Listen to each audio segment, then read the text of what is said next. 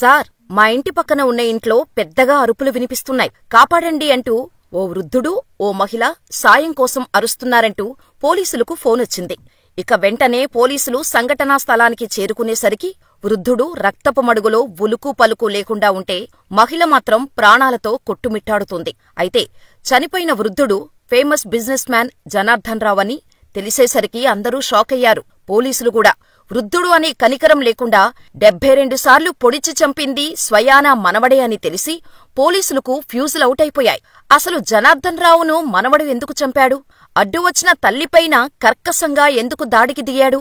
Watch the story.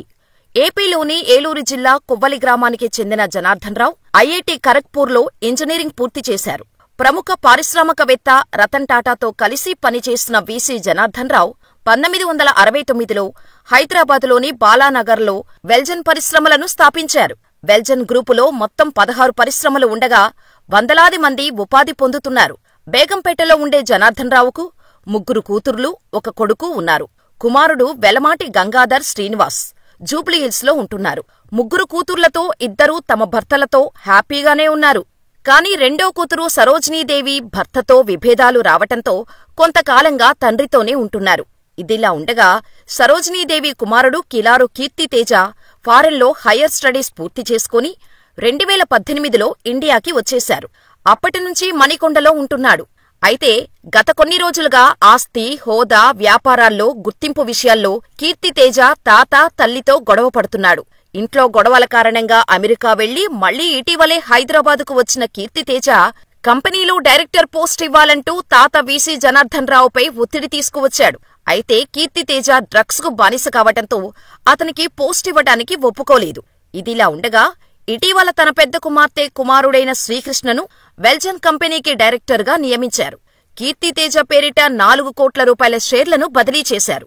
కానీ director post తనకే ఇవ్వాలంటూ పట్టుబట్టి గత కొన్ని రోజులుగా తాత, తల్లిపై కోపంగా ఉన్నాడు కీర్తితేజ.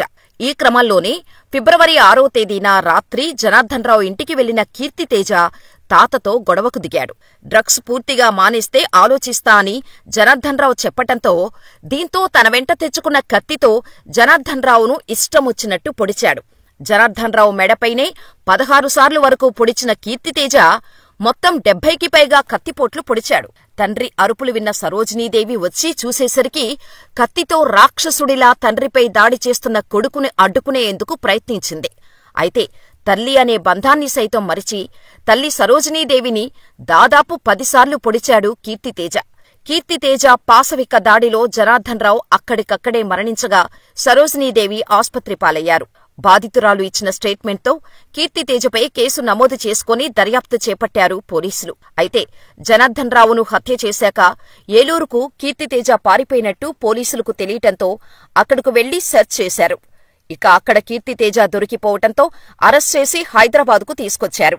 జనార్దన్ రావును హత్య చేసిన 2 రోజుల తర్వాత అంటే ఫిబ్రవరి 8వ తారీఖున నిందితుడు కీర్తితేజను అరెస్ట్ చేశారు పోలీసులు. అయితే కీర్తితేజ మెంటల్ హెల్త్ పై అనుమానాలు వ్యక్తం చేయటంతో మానసిక వైద్యుల అభిప్రాయం తీసుకుంటున్నారు. అంతేకాకుండా డ్రగ్స్ కి అడిక్ట్ కావటంతో ఆ కోణంలోనూ ఇన్వెస్టిగేషన్ చేస్తున్నారు పోలీసులు. అయితే కీర్తితేజ 2024 జూన్లో సోమాజిగూడ పార్కు హోటల్లో పిటా కేసులో పోలీసులకు దొరికిపోయాడు. ఓ పక్క డ్రగ్స్, మెంటల్లీ స్టేబుల్ గా ఉండకపోవటం, కేసుల కారణంగా కుటుంబం పరువు తీస్తున్నాడని జనార్దన్ రావు బాధపడేవాడు. ఎలాగైనా మనవడిలో మార్పు తేవాలని అనుకున్నాడు. కాని అదే మనవడి చేతిలో దారుణంగా హత్యకు గురయ్యాడు. మరి కీర్తితేజ లాంటి వారికి ఎటువంటి శిక్ష వేయాలని మీరనుకుంటున్నారో మాకు కామెంట్ చేయండి.